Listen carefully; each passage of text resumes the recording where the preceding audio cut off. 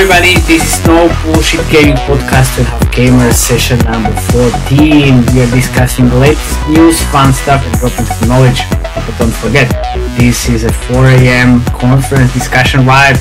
Let's not take it too seriously. Hey guys, how are you today?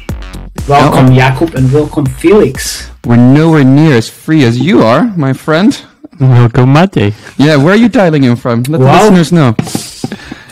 Yeah, thank you very much, guys. Well, I'm dialing in from California, from Santa Barbara. So, Jakub, you are next, because Felix already recorded a podcast from New York, I think, or Vegas, I'm not sure. New York. Now I'm from, New York. Now I'm in Santa Barbara, and then, Jakub, you are next. So, hopefully you can cover one podcast from, San Francisco. Or Helsinki. Or Dublin. Or Helsinki, well, but it's not US. It's not US. So yeah, well, my internet is super shitty, so hopefully you're going to make it until the end. That's the privilege of US. I'm not sure how Americans can actually browse the internet with this kind of speed. But yeah, how are you? All good? Pretty busy week. Pretty busy week. Well, what was happening? Yeah, well, it's like your second podcast already today, so you're on fire. That's also. You know, before you arrived, Matej, he actually promised for my birthday he'd actually do one podcast without his sunglasses. No yeah, way. I know. Not sunglasses. But your birthday. It's in February, so we'll have to wait. Yeah. Until then, he will go for eye surgery, I guess. Or no. Well, never mind. So, funny things are happening, actually. So, what we found out very recently, other podcasts are trying to copy our vibe and atmosphere. Well, that's perfect. But there's one thing I need to mention. Guys, you can't copy fun. But you can try. That's perfect. That's nice, perfect. And also, nice yeah, well, what can I do? Well, I can, I'm allowed to use these dead jokes now. But our last Rovio session was actually very well received. So thank you very much for all the positive feedback you gave us. And we are going to continue with these kind of analysis every month. So stay tuned. But also, if you have any ideas about companies we should talk about or look at, let us know. And also, one last thing I wanna mention is we just crossed 100 subscribers on YouTube. It's not a huge number, but we will get there. Thank you very much for all your support. Step by step. We're underground. We're underground. Oh yeah, well, very true. Very true. And what we are going to cover today, well, obviously Mark Zuckerberg's metaverse plans and the Meta financial situation. Then Rovio revenue growth. Also ATT news about 1 year, about the last year. And then we're going to talk about the Ubisoft potential M&A and the Activision Blizzard sales, and also going to talk about the Warcraft mobile leaks. Well, that's going to be very interesting, honestly. And then our main topic about how to read ad monetization data for beginners, and this is really interesting, at least for me, because I'm definitely a beginner on this field. But next time we'll do the same thing for the UA. All right, so let's kick this off, guys. Okay. So other than the quarterly results that was done on 27th of April by Meta or Facebook, reading into the news, you can see some of the actual announcements they said. So want to kind of cover those a little bit. One thing that investors, or let's say shareholders, are not really happy is the increasing burn rate of Facebook's Reality Labs division, which is pretty much 17,000 people that are already working on the Metaverse project, which burned $3 billion last quarter alone, which if we compare it to the previous numbers they said, that Mark said that last year they burned altogether 10 billion, so it's already 3 billion in first quarter, which if they continue burning at this pace will be 12 billion. So we'll see. And this is still... It's going to be even bigger number, man. Yeah, probably, yeah. Tell you that. It will be even bigger. But yeah, they're still kind of toning down the expectations that the return of this whole investment will come sometime 2030, the soonest, if ever. Let's see. But yeah, the stock of Meta evaporated pretty much the growth of last 5 years. So it's back to that like 200 level.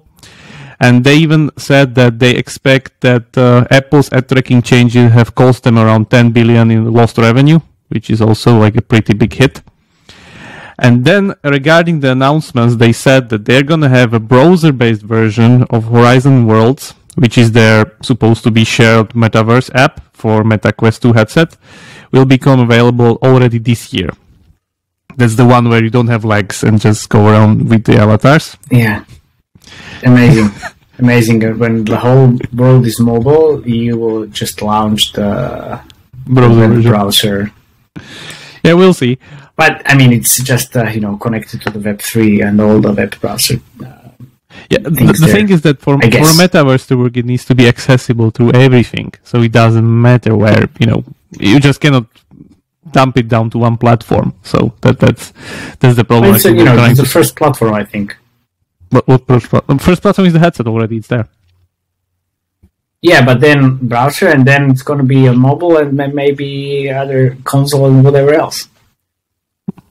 Why not? There's really nothing we can say about this. Like, my God, like burning that much money, having that many people working on something that's just like I don't even know what to say. Like, cool. Best of luck. Well, we will see in 2030 the first number. Well, I'm not going to hold any Facebook stock. That's for damn sure. Like, no. Like, let them take this bet. I'm not going to be part of it.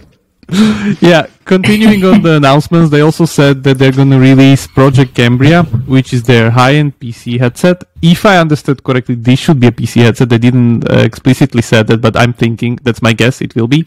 Because later down the line, they said that they're aiming this at professional market, like work headset or something, like you will be working in the metaverse through this. So, and they said that they're going to have eye tracking tech in it, which seems to be super demanding on the hardware. So I'm guessing it will need a PC to run itself, because eye tracking tech opens a lot of possibilities, such as foveated rendering, which means that you can cut down pretty much 60% of graphical demand just by rendering the stuff where you're currently looking at maximum resolution. Yeah, I bet you have eye tracking technology in your glasses. For sure. But for me, I would say the other big opinion that I have on this is that eye tracking tech could be really, really good on the ad business itself, because you can then track the user's eye movements all the time, so you know all the time where they're looking at, which ads they did so and which ads they didn't so, or how long, and so on and so forth. So this brings a lot of other possibilities, which I think are kind of crucial to that. And then they said that the headset should be able to translate even the facial expressions into those like digital avatars in their Horizon app. So I'm still guessing it will be a PC one, but let's see. So, like on this, I would just say like the big litmus test or like canary in the coal mine is like the king undisputedly in the world of office tech is Microsoft. When Microsoft announced they're working on something similar, then you know it's going to work. But like, no. Like, do you guys see it? Like, I can't even imagine it, but maybe I'm just not imaginative enough or forward thinking enough. But yeah, it just sounds like such a risk. Like, I see Microsoft developing something like this, but Facebook? Okay. I'm guessing they're going still for that platform play, that they want to be the first to create the platform and kind of colonize it, let's say. But for me, it still screams Ready Player One, like they are the one that want to take over the metaverse. And then there you have guys like Tim Sweeney in Epic who wants to build this free metaverse. And then, of course, Apple is building their own headset. Microsoft, they have their HoloLens headset, which is AR-based more on that. But yeah, let's see. I'm still guessing that we're far behind the tech that still needed to be developed in order for these things to work. Because, yeah, headsets are there. You can go into the store right now and buy the Meta Quest 2, but, you know, there's few million users out there. That's it. So don't see that appealing now. Okay. All right. Should we come down from Mount Olympus and talk about our next story? That's a bit more close to what we discussed last week. Do you want to take this one, Matej? Yeah, I think so. We can do it. So Rovio sees 26% revenue growth against mobile free-to-play decline. So last week we discussed how Rovio is actually doing and how they could do even better. But this news was based on their quarterly results. Oh, fuck, I can't even speak properly. Results, and they saw 26% year-on-year increase in terms of the revenue. Rovio CEO said that against the third consecutive quarter-on-quarter decline in the mobile free-to-play market, so they are actually doing pretty well against the other companies. So revenue increased from 67 million in Q1 2021 to 85 million in 2022, which is nice increase. And what I would say now is like the DAU across all the Rovio titles increased year over year from 4.2 million in Q1 last year to 7.3 million in 2022. This is Ruby Games, man. And this is including the Ruby Games player base, obviously. But well, they made an acquisition, and this is how everything is going. They already got like 5 million in 2021 in the full report, so it's actually down if I read that right. If we take out the Ruby acquisition. But why would you take out Ruby? Take it out. Okay, of course, because it's a hyper casual thing. But they bought the company. So it was like what? No, but we're talking about users that you have on one hand 20 or 10 cents per install, and then you have your usual casual $3, $5 users, and you're putting them into the same bag. Yes, because it's the same company. It's the same company. They bought Ruby Games. Now it's part of their portfolio. Of course. Remo, like the stock market doesn't agree with you. Like Rovio stock is at the highest point it's ever been since 2018. So, stock market seems to love it. And if they buy it, that's what matters in the end, right? Exactly. Let's see. What? Let's see what? Let's see what exactly. I'm just saying like a lot of these numbers kind of look good on paper, but if you look into the bigger context, they don't look that good. But why do you think it's not looking that good? Still, I mean, yes, hyper-casual players, sure, but that's the part of the acquisition strategy they have. So, yeah, I mean, that's what they said they're going to do moving forward. Yeah, buying more companies. Yeah. No, like, as I said, like, it's okay. I'm just saying that from bigger context, it seems different. But why? That glass looks about half full to me. Does it look half empty to you, mate? Yeah, exactly. It looks like, I always see it half empty. You're not only the crypto skeptic, but like the life skeptic, I guess, or like the gaming skeptic, or I'm not sure like how we should call you from now on. But yeah, okay. Let's see. Cool. Should we talk about opt-in for ATT?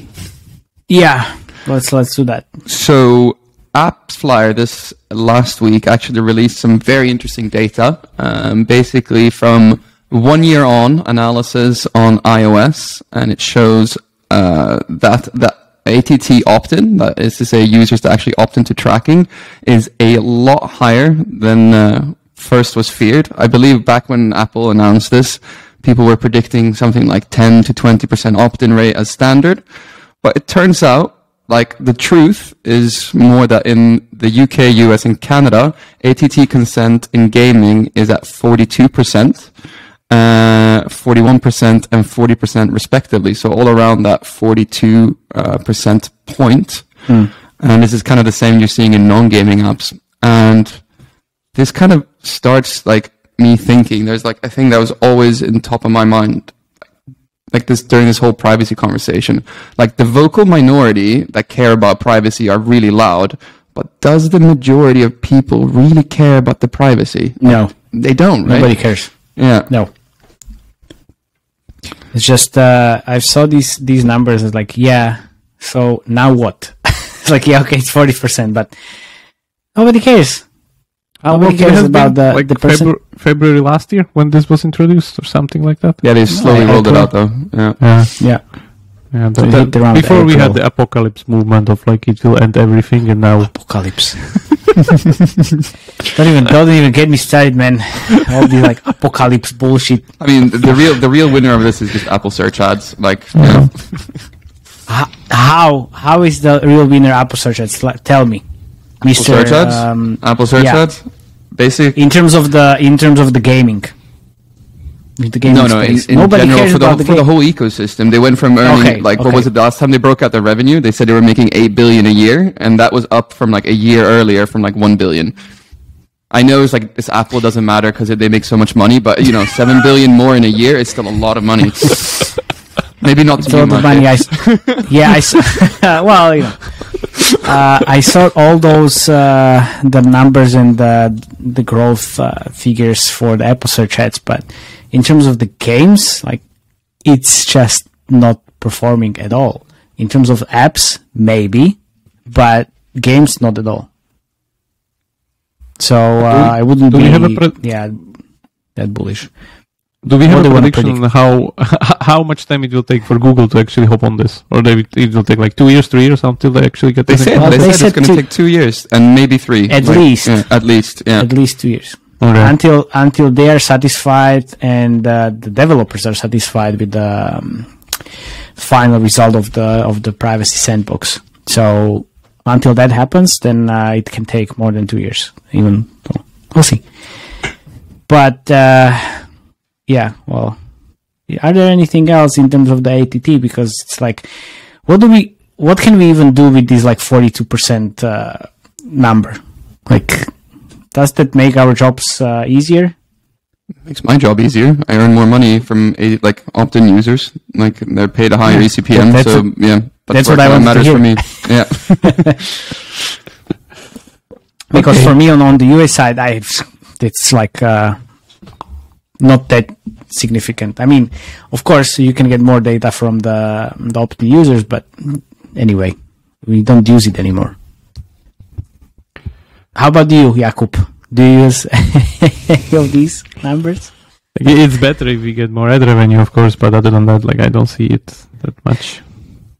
Okay, but do you get any insights in terms of the FTUE and anything basically on these players? It's in the article actually that sometimes I think there was one genre that said that you get more opt-in when you do it later, actually than sooner. I think it was like a hardcore genre, but compared to hyper-casual ones or the other ones, the later you do it, lower opt-in rate you get. So those are some kind of. I mean, for you as a game designer, if you get opt-in, higher opt-in rates, does it mean that you will be able to show these players like personalized special offers, or like how does that work? Do you know what I mean? Maybe no. Okay, never mind. Specialized offers are based on their progression in the game, not the offers consent themselves. That's the thing. Okay. Don't confuse game progression with the privacy consent. Well, then explain, because I'm be confused here. Okay, so usually how special offers works, or like whatever kind of monetization that based on pure power and IP transactions, it's based on players' progression in the game content. So, you arrive at level 7, you upgrade this, you upgrade that, and so on and so forth. It doesn't have to do anything with the consent itself. Consent itself just gives you better ECPM for those people, so Felix can squeeze more money out of them. I don't but see how do you identify these players? Because, there's still a lot of discussion.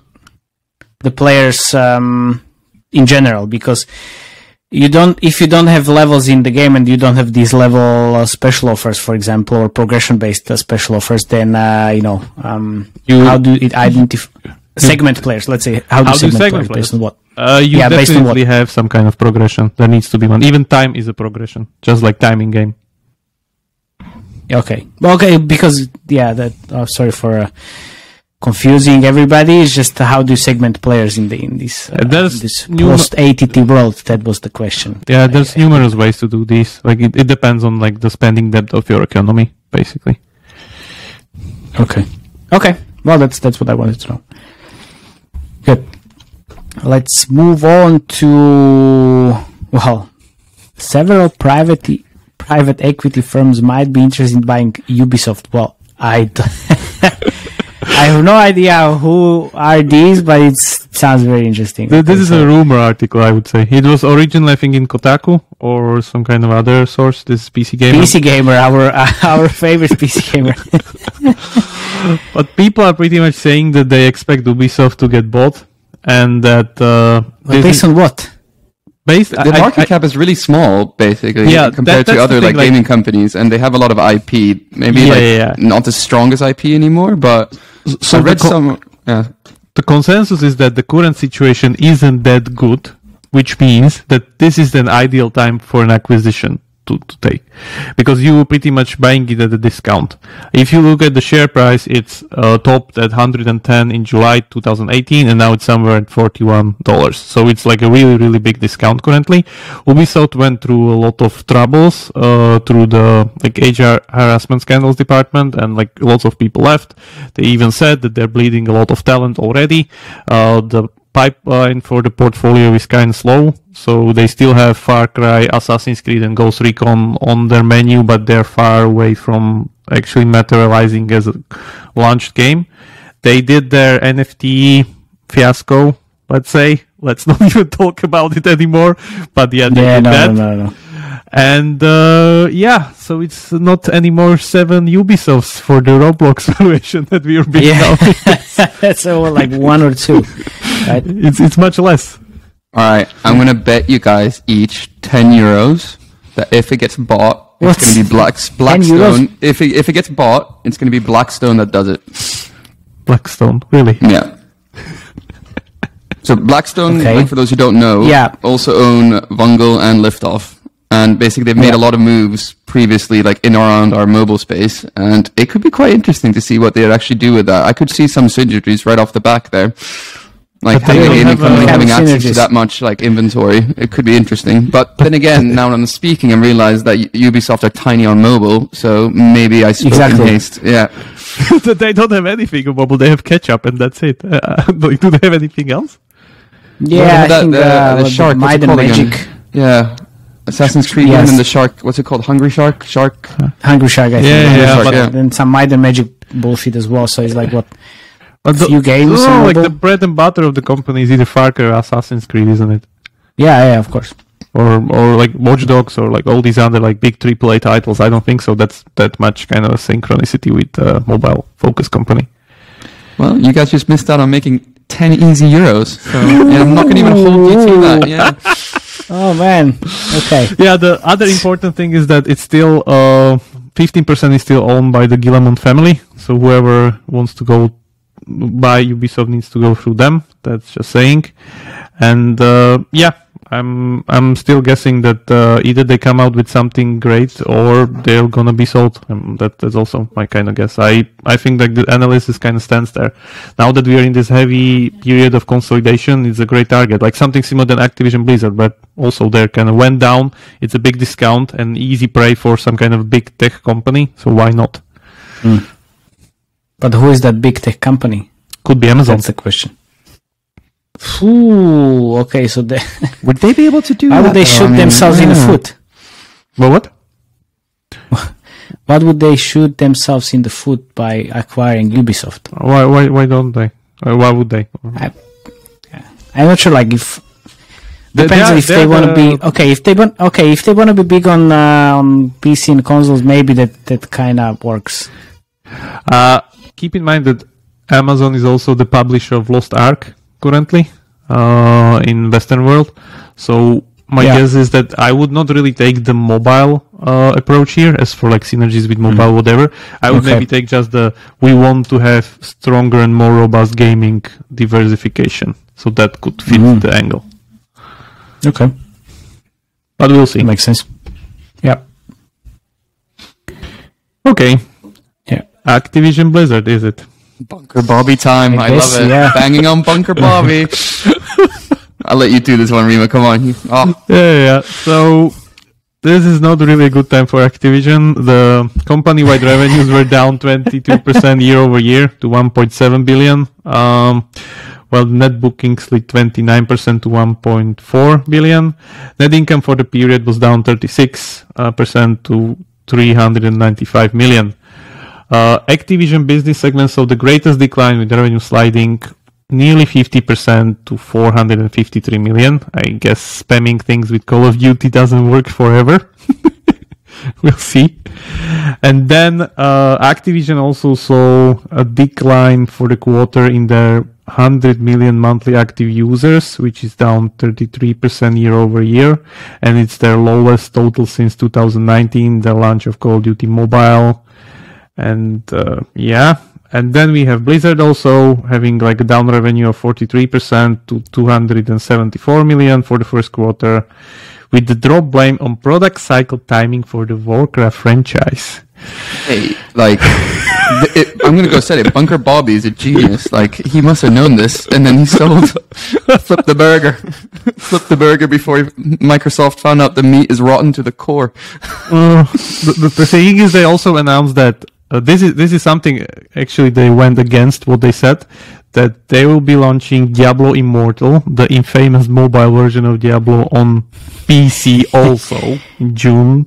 2nd of June, and the game has already 30 million pre-registrations, which I think is like a record or something, I guess. Crash Bandicoot had like 12 million pre-registers, and that flopped. Like, it means nothing. Doesn't mean that much. Yeah. Anyway, they also said that they're gonna announce a mobile game, a new one, next Tuesday, May 3rd, which, according to the latest leaks by our famous journalist Jason Schreier, said that actually the rumor is that there were two mobile games in development, one of them being kind of a similar version to Pokemon Go. That's the one I guess we'll be talking about last few years, and it seems that one got cancelled. And then the other rumor is that this new game gonna be similar to Clash of Clans. So yeah, really looking forward to the Tuesday release, or let's say Tuesday announcement. And then last part of the report says that pretty much the brightest spot for the whole quarter was King, of course, the Candy Crush guys, which saw revenues up 12% year over year to 682 million. Candy Crush is just crushing it. Man, like carrying the team. Crushing it? Candy Crush. So lots of interesting developments. I would say. Yeah, I'm guessing like I don't really have a good feeling about this mobile game in Warcraft franchise, to be honest. Also, what the fuck, Pokemon Go like Warcraft game? Seriously, how would that make sense? I mean, in which universe? Maybe they started developing it right after Pokemon Go, so it was in development for like last 6 years. Well, that looks like that sounds like Blizzard. That's true. Oh, but the Clash of Clans came. That's gonna be interesting. Like the moment that like Blizzard hardcore audience sees the timers, the free to play, they're gonna crucify them. Most probably. Well, what can we do? At least this is not done on BlizzCon. That's one thing they took a lesson out. Yeah, of course.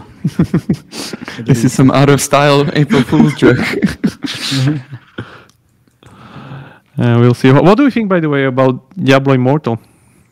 Like, how that game's gonna perform? I'm looking. I'm not sure if it's gonna perform in West rather than in the East. Right? It looks. I mean, it's developed by NetEase, so I guess it's gonna be very close to that. I'm just super curious about the monetization. If they're actually gonna pull the Korean lineage method, which is the insurance trick. Man, like I've lost all hope in all Diablo games. Like I loved Diablo 1 and Diablo 2 with all my heart, and then like my heart was ripped out of my chest for Diablo 3. They just, with Digimon or something. It was just I couldn't even play it. I was so sad and upset. At least now they're doing the decent thing of upgrading the Diablo 2 or like remastering it, which is great. But like, but that was not done by like internal Blizzard studio. Was it not? No, it was done by Vicarious Visions. There you go. Like I said, heart ripped out, no hope. Felix, what do we have today? Data for beginners. Let's try to discuss that. Yeah, so now we're moving on to the educational topic. So what I thought that I actually wanted to talk about today, I actually had some devs reach out to me after the Rovio podcast last week. And they were actually just asking me, like, how do I even look at the data? So I realized that Applovin and Ironsource, which are the two big mediations at this moment that pretty much everyone is on, one of the two, they don't have a good guide for how to actually look at monetization data to know if you're actually performing well or not. And I just wanted to, show you guys and teach you exactly how to look at the data, because essentially it's not your fault that people don't know this. It's kind of by design. So if you think about it, like the perfect monetization client for Applovin Max or Ironsource is someone who plugs in Max or Ironsource and then never does anything with it. Because when you plug in Max, like the two standard networks that you always get is Applovin Exchange and Applovin. And if you don't have anything competing against that, they set the price and then you get a lower price. Same thing on Ironsource. The only network that you start off with is Ironsource. So that's why, like, my theory is that's why there are no good guides around actually how to look at the data, because it's not directly in their interests, right? So back at the mushroom theory. Yeah, and exactly. The second number 9. They're great platforms, both of them, and if you know how to use them, they're extremely powerful. So I just put together a short guide for how to look at the admon data on Applovin, and I'll do Ironsource another time. So this one is a 2.5 gamers first, as I have actually made a presentation, so I'll try to narrate it a bit for the people who are actually listening. But if you're really interested in this topic, I would probably recommend that you slide over to YouTube and take a look, because a picture speaks don't forget to subscribe. Smash the subscribe button while you're at it. So there's two topics that I want to cover that are like the very basics of how to do well with your game on Applovin Max, and that's advanced reporting and how to run good A/B tests. If you can master those two things, you're already like kind of away from the beginner zone and kind of heading to the intermediate. And then if we have time, I want to cover one last topic that I kind of call a CYA topic, which is cover your ass. One little thing that you should also be good at. So the first thing that you should do when you get Applovin Max, like the most powerful tool, like everyone always looks at the performance tab or the user activity tab. So the performance tab shows you where, like, how much money, how many impressions, and your eCPM. Very interesting for like top level if you're a CEO to look at. User activity shows the basic things like, okay, how many impressions are you getting for rewarded compared to interstitials, your ad ARPed out and stuff like that. But none of those metrics actually like show you how well that you're doing. And the first tool that you need to get familiar with is advanced reporting. And it sounds more daunting than it actually is, but you find it here right under user activity. Here is advanced reporting. So this is what it looks like when you kind of scroll to it. So how to use this tool is relatively simple once you know how to do it. So the first thing that you got to like set is you need to set a date. So what you want to do is you want to put yesterday's data minus 3 days. So the reason behind that is that the data you're looking at, you always get quite a lot of fluctuations, because kind of the impressions that you're getting, it's not always the same amount of demand. It's like fluid. So, these networks that you're working with, they don't always have the same amount of demand for your inventory. So what you want to do is you want to look at a short time period that basically shows how you're doing in, like the not for so foreseeable past. So that's why you choose minus 3 days and yesterday. Then you put in the application that you want to look at. I had to blur out the actual application because, stuff.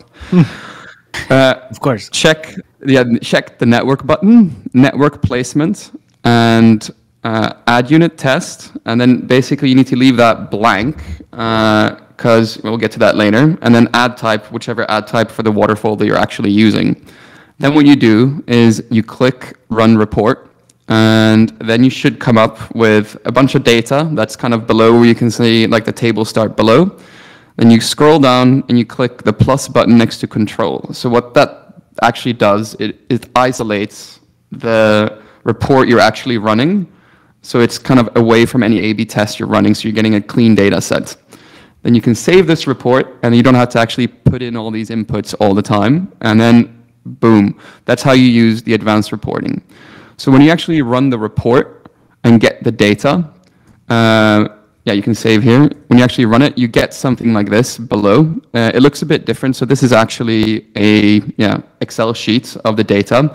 I had to blurb out kind of some of the things that you actually see. But this is essentially, if you filter by eCPM, this is your entire waterfall that you're essentially seeing mixed with placements and bidders. And this is essentially how to look at the data. So the main thing here that you're looking at is fill rate. That's the most important thing that you should always be looking at. So in this particular reason, like this particular waterfall, you can see that Unity on top has 150 eCPM, has a fill rate of 0.18%.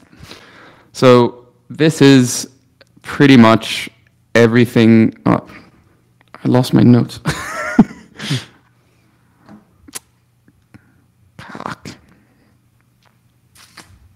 All right, here it is. Okay, edit that out. Okay, so you see here, Unity on top, $150 eCPM, filling at 0.18%. That's your top call.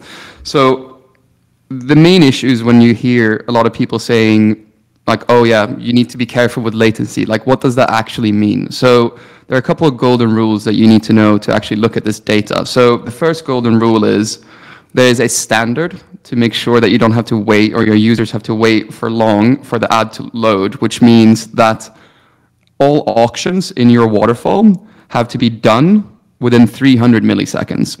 And if they're not done within 300 milliseconds, they get kicked out of the auction.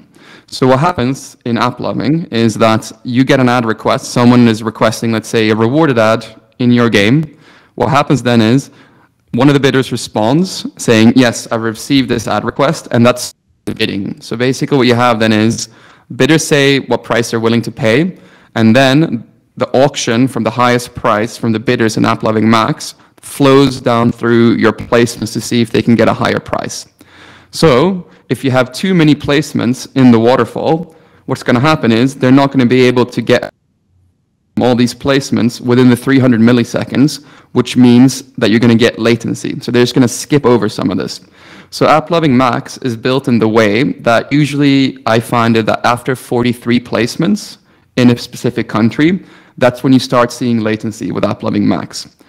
And what happens in Applovin Max is it usually skips the torso. So yeah, you get the response on like kind of the top of the waterfall, but then you kind of skip the middle of it, and then you start on a lower price, which means that if you have latency, you as a developer earn less money. So there's actually a couple of... do you need to have less placements in exactly. this case? So you shouldn't have more than 43 placements per geo in your waterfall to avoid latency. You need to be within the 300 millisecond range, pretty much. Exactly, and usually that is around 43 placements on Applovin. It's a bit different on Ironsource, but we can get to that in another video. So the golden rule here to make sure that you have a smooth running waterfall is no more than 43 placements. So the kind of thing that at least Applovin have told me is that if you have a placement that fills that has a lower fill than 1% or is under 1% of your overall waterfall revenue, you should remove that placement. And that's kind of the rule that you should always work towards. So you can see this waterfall that I've used as an example is nowhere near optimized. So that's when you need to kind of start running A/B tests to removing and adding placements to make sure it's under 43 placements, and also to make sure that all the placements are earning at least over 1% 50% of the revenue, of the overall waterfall revenue, and have more than 1% fill. Also, another interesting thing that I found out is that the top 10 placements in Applovin Max, it's not designed, or they don't design the waterfall. Like, so if you have less than 0.0% fill, or 0.03% fill in any of the top 10 placements, that screws up the bidding somehow, and then you get lower kind of, lower performance. So you as an admon person in Applovin, it's your like kind of job to make sure that you are like below these ranges to make sure that you don't skip any part of the waterfall. Another kind of housekeeping note that makes you make significantly more money is that you should never ever have like one network that has uninterrupted like bid flow. So let's say if you had like a Unity placement that starts at 150, and then another Unity placement at 140, and then another one at going all the way down to 100 before you have an Ironsource placement. What happens then is after about 2 weeks, the Unity bidder realizes that it's getting kind of similar ad requests on all the placements. So then it will start pooling the fill where they're actually placing impressions at the bottom end of all the placements. So you earn less money. So what you should have is always another network between the placements, and that's how you kind of build the waterfall to ensure that you get maximal revenue. Like a hamburger approach. Yep. Oh, Matej, America is just being so good to you. I love these. Like, keep them coming, man. Keep them coming. Yeah. There you go. Yeah, but this is all based on the thing that you have enough SDKs implemented so you can stuff something in it. That's the biggest problem you always run into. Yeah. So for those of you who are just listening right now, it's pretty much just an Excel file that has not that much data in it except the fill rate. So all the time when you work with ad networks, they're begging you to send you exactly this Excel sheet to see how they're kind of performing compared to other networks. So when you get asked, you should never share with them, right? You can share with them exactly this sheet that I have now, but if I was sharing this with a network, I would even take the network column that even has the name here of the networks, and I would call them network 1, 2, 3, 4. 5, yeah. And the reason behind that is, let's say I'm sending this to my Unity rep, and the placements that's filling really high above them is AdMob. If they know it's AdMob, they're not going to try to beat them because they know they can't beat the biggest network in the world. Simple. Mm-hmm. Yeah. So again, mushroom rule. Keep them in the dark. Rule. Yeah, keep them in the dark. Yeah. So the next kind of most important thing on Applovin is conducting A/B tests, and you run A/B tests to make sure exactly like you're staying within below these things that I outlined before, but you kind of just need to get really good at it. It's not the first time you run it. So how to run A/B tests on Applovin is you go to the ad unit, you find kind of the game that you're kind of managing, and then you click on these little 3 dots at the top. That's called, create A/B test. And what you do there is you click create A/B test, you set a name, and then you have pretty much access to a exact replica of your ad units. And then what you should do here for the golden rules for A/B testing is you should only test one network at a time. And then you should also only ever remove placements at in one A/B test or add them. So you don't want anything to kind of screw up your data. So you never run an A/B test adding, let's say, placements on Fiber and removing on Unity, because then you don't know if the increase or decrease in the A/B test on the money comes from you removing Unity calls and adding Fiber calls.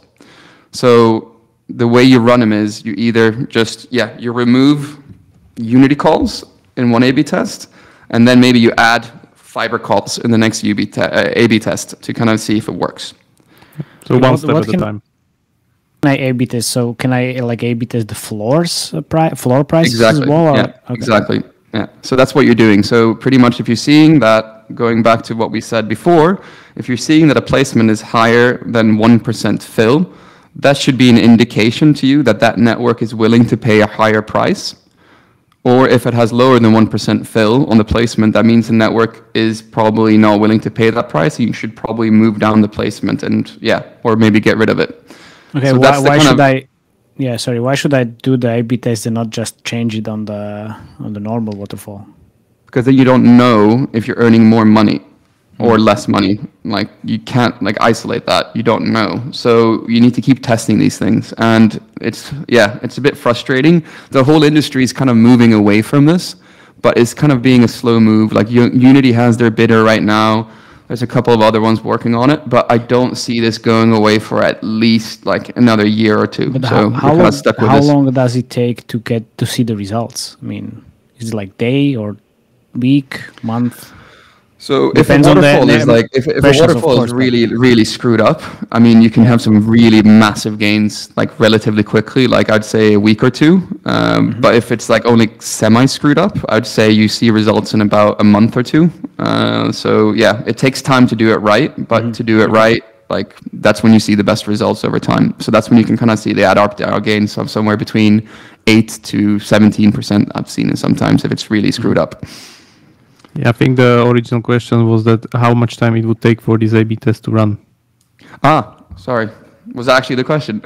No, you answered the question, but yeah. Okay, I was actually going to get to that, Rima. It's a really good topic. So how long do you run these tests? So if you have a really big game, like maybe gets like 1 million impressions, these tests take about, a couple of hours, maybe a day. But if you have a small game that maybe only has like 10,000 impressions a day, like these A/B tests are going to take maybe a week. So it's just about getting a significant amount of impressions on both the A and the B part of the test to actually make a statistically like sound judgment on which one is better and which one is not. Does these things have built-in like statistical significance test? So it tells you like how long. No. So when you're running the A/B test, what you look at is pretty much the revenue figure, and that's what you look at. So they're going to pool like 50% of the user base in one of the waterfalls and 50 in the other one. So what you're going to pick is pretty much when the A/B test is finished, whichever one made more money. So, yeah. Okay. Make sense, or did I lose you guys? No, it makes sense. Of course, makes sense. And you do this all the time, pretty much, if I understand. Pretty much all the time, and the reason you do it all the time is what I said before: is networks have seasonality. Like, they have more demand in December than they do in towards the end of January because Matej is buying less UA traffic. So what Matej does directly and impacts my job. So Matej goes on a holiday and traffic goes to shit. Yeah. No. I'm never on a holiday, guys. That's the thing. You can't. He says dialing in from Santa Barbara. Well, I'm dialing in, am I? So there you go. All right. Oh, man. So that brings us to kind of the last topic on Applovin, which is a really powerful tool, which is kind of the CYA thing that I always tend to check at least once a month. And that is the debug report that's called network comparison. And what essentially this little debug report is if you click into it, you select yesterday to the -7 days. And what essentially this does is you tick the network and the network placement box. So when you actually click the run report here, what you're showed is all the placements that you have in a game, but you also want to filter them by this revenue delta. So what this will tell you is how much more off percentage of the price that you have told the network to bid at to what you're actually getting. So if a placement is broken or if you have screwed up in setting the wrong price, there would be like a very large revenue delta here. And then you're actually not going to be paid what you're seeing in Applovin. So like a lot of like issues that have arisen is either like a placement that breaks, which doesn't have that happen that often, or which probably every admon person has done at least once is they go into like Fiverr and they set a price of $25 and then really they put 25 cents instead of 25. So in their head they think that and they put $25 in Applovin and you look like a hero and you're making, much moolah money and everyone's happy and praising you like a king. And then you have to go and tell everyone that it's actually not real and you screwed up. And this is the tool that helps you find out if you screwed up. Very sad. Very sad indeed.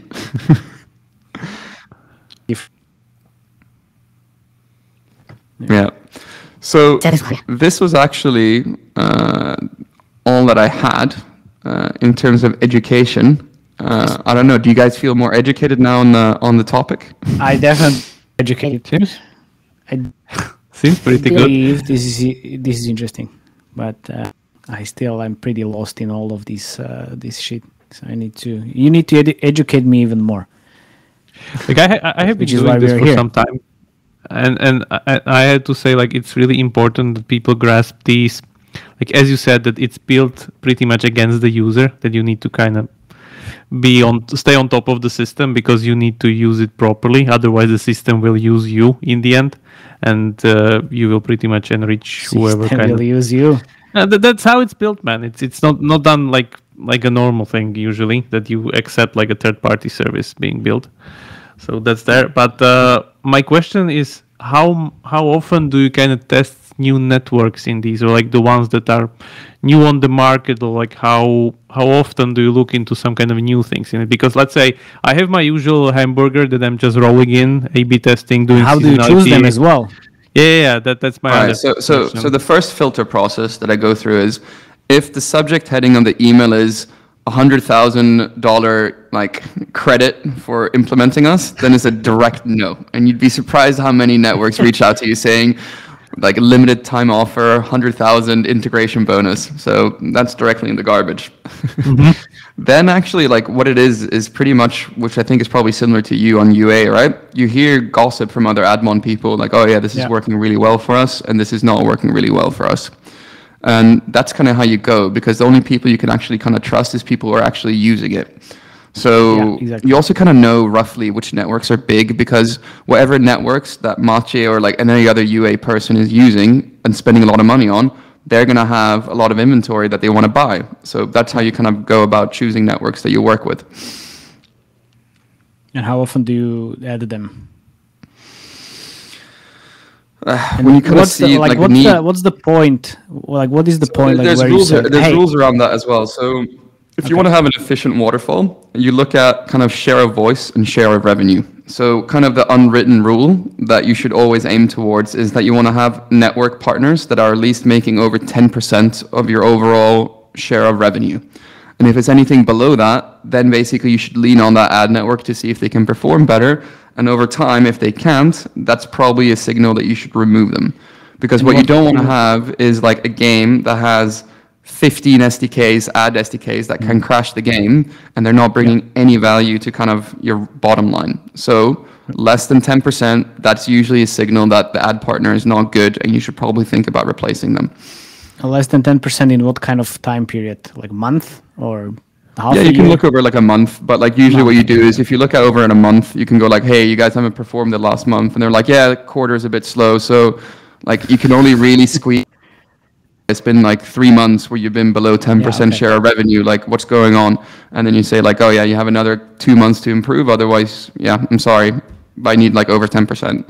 And yeah, that's how you usually frame those discussions.